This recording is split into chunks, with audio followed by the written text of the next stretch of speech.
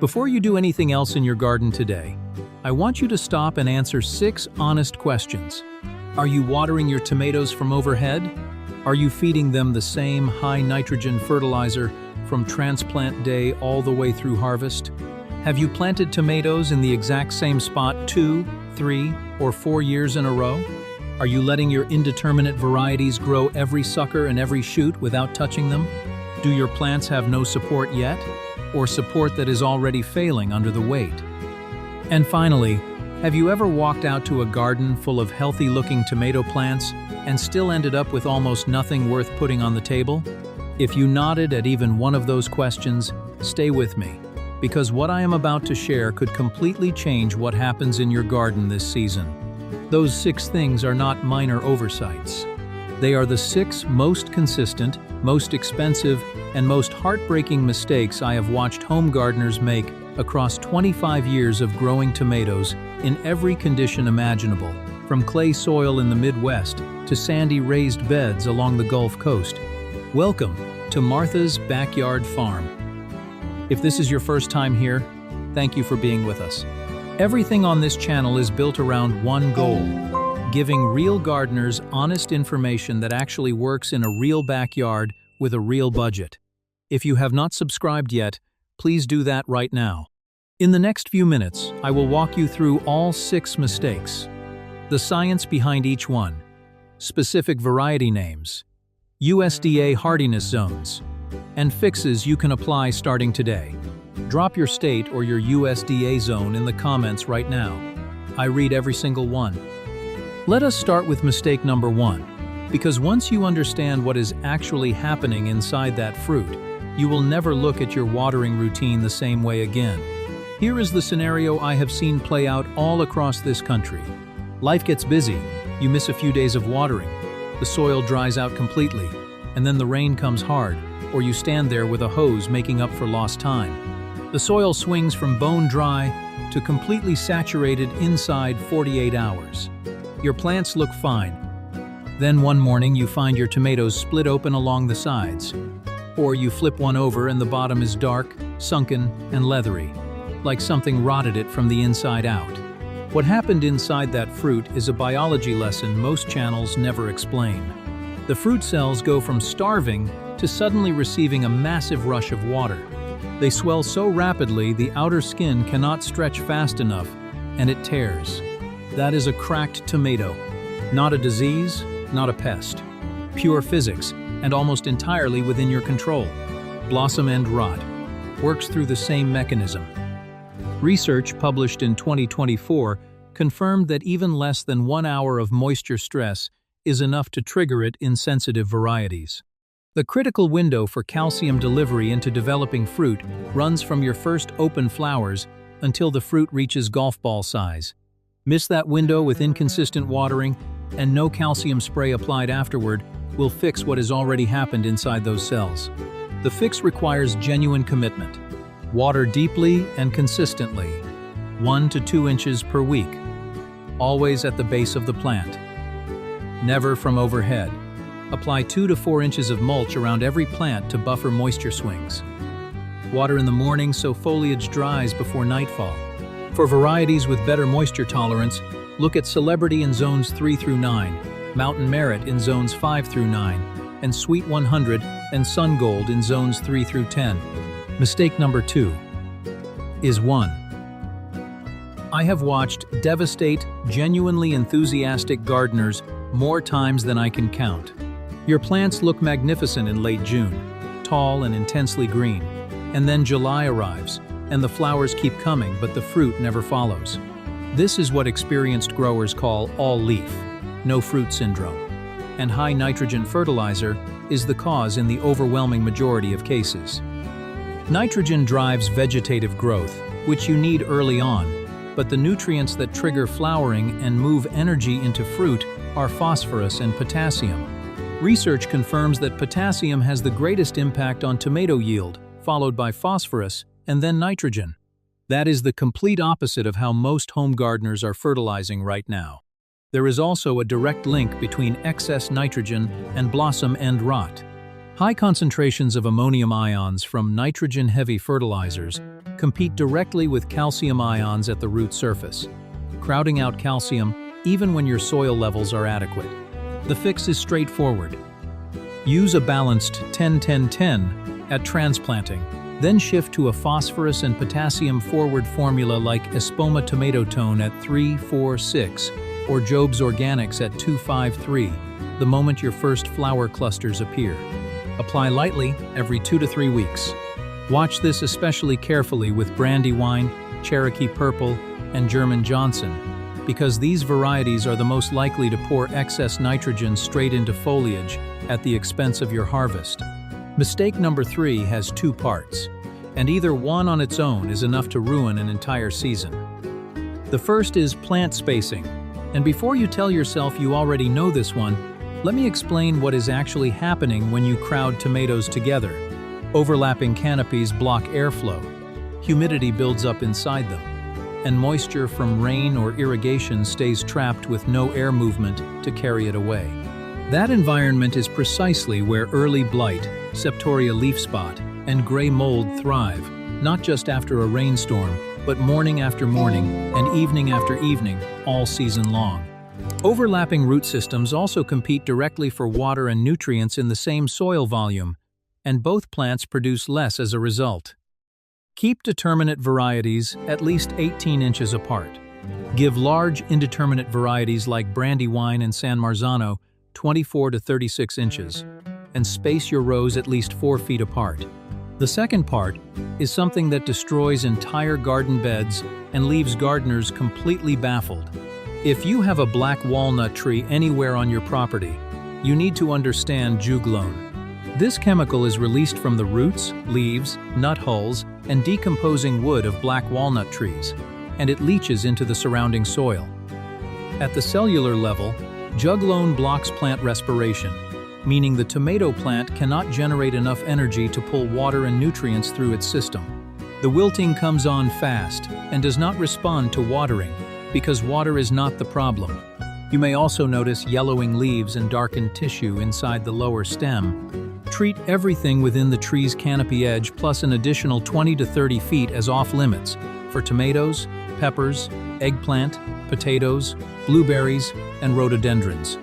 Here is a simple test most channels never mention. Plant a few tomato seedlings in a soil sample from the area you are questioning. If juglone is present at toxic levels, those seedlings will wilt and collapse within days. And if a black walnut has already been removed, do not assume the problem is gone.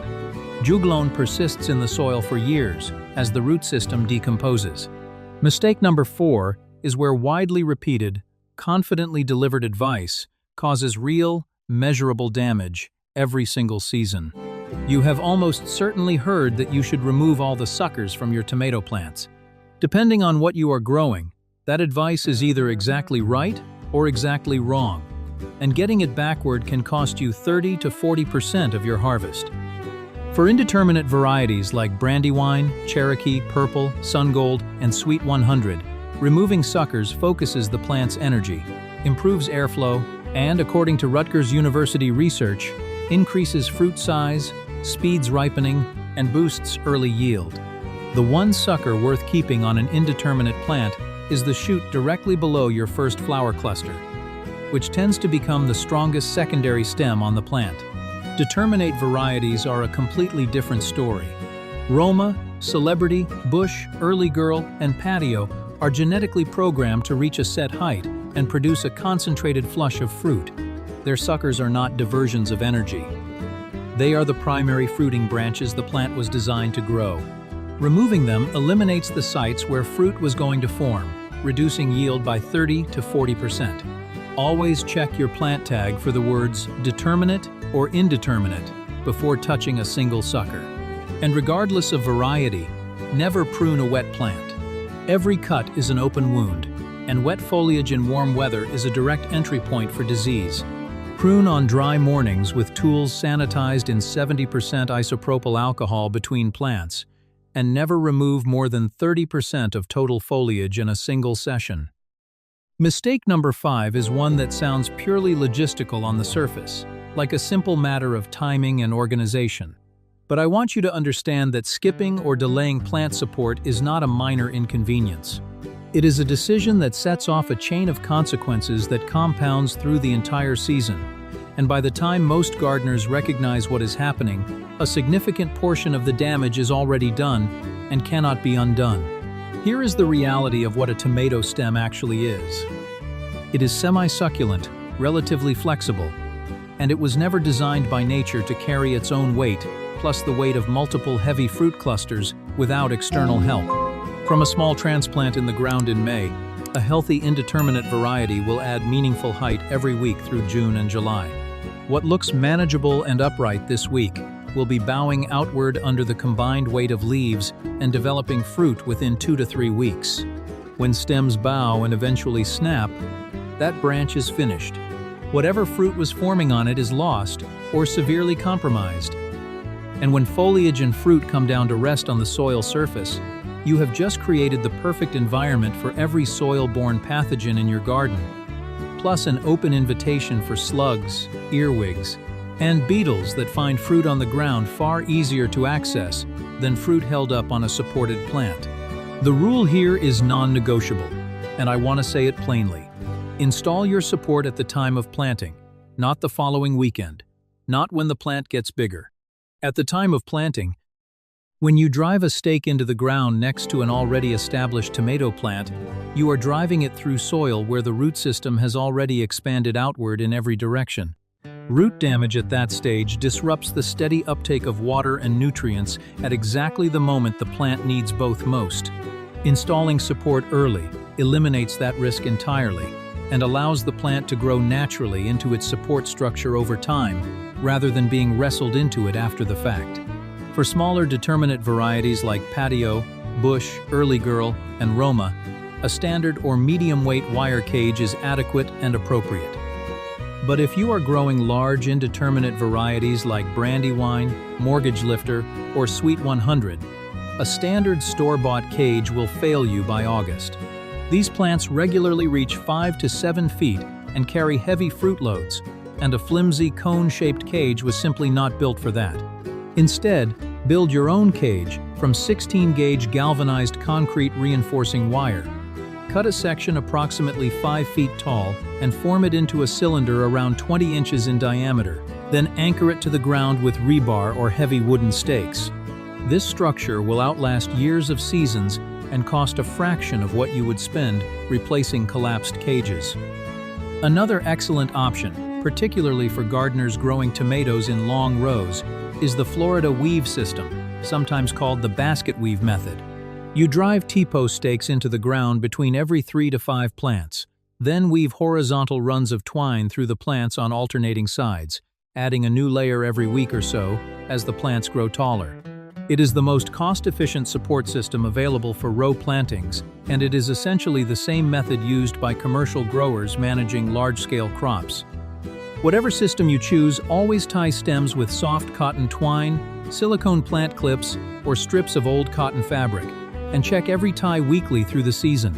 Never use wire, zip ties, or stiff plastic directly against a stem, because as the stem grows and thickens, a rigid tie becomes a constricting one that cuts into the vascular tissue and limits fruit quality above the constriction point. Now I want to share with you mistake number 6, and this one is something I have not seen covered on most gardening channels, including channels that have been doing this for years. It is a mistake that does not show up dramatically in your first season. It builds quietly, year after year, until the problem becomes nearly impossible to ignore, and by then your soil is working against you rather than for you. That mistake is failing to rotate your crops. When you plant tomatoes, or any member of the nightshade family including peppers, eggplant, and potatoes, in the exact same spot year after year, you are creating ideal conditions for soil-borne pathogens to accumulate, multiply, and establish a permanent presence in that ground. The data on this is striking. Studies have shown that bacterial speck infection rates in tomatoes grown continuously in the same soil jumped from 15% in the first year to 89% by the third year. That is not a small increase. That is the difference between a productive garden and a garden where you are fighting disease every single week of the season and losing ground every time. When you combine proper crop rotation with good plant spacing and cover cropping, research shows you can increase your overall yield by up to 25%, not from buying better plants or more expensive fertilizer, but simply from managing where things grow. The recommendation from university extension programs across the country is clear. Do not plant the nightshade family in the same location more than 2 consecutive years. After tomatoes, the ideal rotation crop is corn, which belongs to the grass family, carries none of the pathogens that attack tomatoes, and returns significant organic matter to the soil as it breaks down. If you want a simple 4-group rotation system you can apply starting this season, think of it this way. Nightshades, including tomatoes and peppers in one bed this year, followed by legumes like beans and peas the next year, then brassicas like cabbage and kale, then grasses like corn, and then back to nightshades again. That cycle gives each group of pathogens enough time without a host to weaken and decline before you bring the susceptible crop back. And if you are working with a small garden where full rotation is difficult, the most practical solution is to grow your tomatoes in containers or raised beds, where you can replace the growing medium with fresh soil each season, giving yourself the same protection that rotation provides in a larger plot. So let us bring it all together, because you have covered a lot of ground in this video, and I want to make sure every piece of it stays with you. Mistake 1 is inconsistent watering and watering from overhead, and the fix is deep, steady moisture at the base of the plant with a layer of mulch to protect the soil between waterings. Mistake 2 is over-fertilizing with nitrogen through the entire season, and the fix is shifting to a phosphorus and potassium forward formula the moment your first flower clusters appear. Mistake 3 is crowding your plants together or placing them anywhere near a black walnut tree, and the fix is proper spacing, at least 18 to 36 inches depending on your variety, and knowing your property well enough to recognize a juglone risk before you put a single plant in the ground. Mistake 4 is pruning the wrong variety, or pruning with wet foliage and dirty tools, and the fix is knowing whether your tomato is determinate or indeterminate before you ever touch it, and always working dry with sanitized equipment. Mistake 5 is skipping or delaying plant support, and the fix is installing your support structure on the same day you put your transplant in the ground, matched to the actual mature size of the variety you are growing. And mistake 6, the one most gardeners never hear about until it is too late, is planting in the same soil year after year without rotation, and the fix is a simple 4-group cycle that gives the ground time to recover and breaks the disease cycle before it takes permanent hold. Here is what I want you to take away from everything you just heard. Every season you struggled, every plant that wilted before its time, every bowl that came up nearly empty when it should have been full. That was not a reflection of your ability as a gardener. You were simply never given the right information. And that is exactly why this channel exists. Martha's Backyard Farm is not here to sell you products, push sponsored recommendations, or show you picture-perfect gardens that have nothing to do with your real backyard. Every video we put out is built around honest, tested, practical knowledge, the kind that used to cost real money to get from an extension specialist or a horticultural consultant, delivered here every week, completely free. If you found value in what you heard today, please subscribe right now if you have not already, because next week's content is built on the same foundation, and you do not want to miss it. And if you know someone, a neighbor, a family member, a friend who has been struggling with tomatoes season after season and cannot figure out why, send them this video today. One link could save them years of frustration and hundreds of dollars of wasted effort. Now drop your state or your USDA hardiness zone in the comments below. I read every single one, and your location helps me build content that speaks directly to the conditions you are actually growing in. Whether that is the short summers of the upper Midwest, the heat and humidity of the Southeast, or the dry alkaline soils of the Southwest. This garden belongs to you. Go take care of it well,